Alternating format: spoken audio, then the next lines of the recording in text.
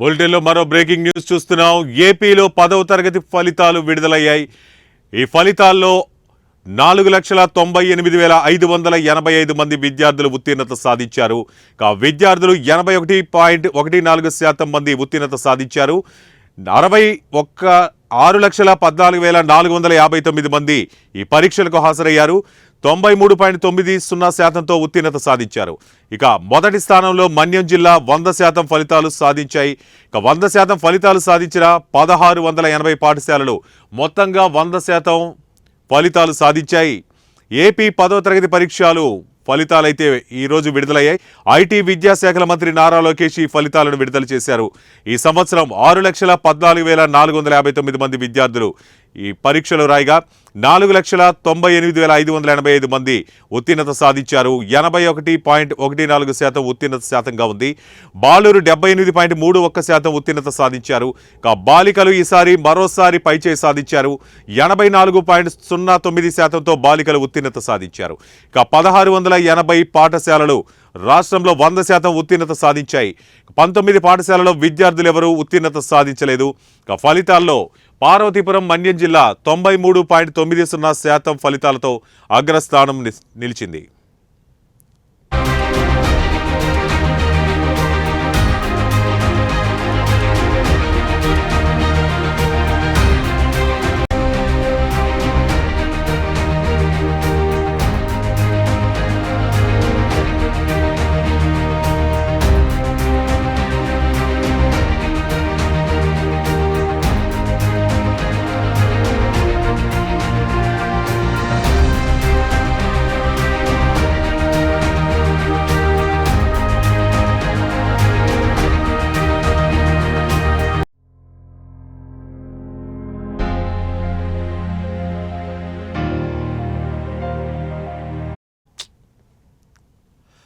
అయితే ఈ ఏడాది 10వ తరగతి పబ్లిక్ పరీక్షలకు 6,19,275 మంది రెగ్యులర్ విద్యార్థులు హాజరవడం జరిగింది.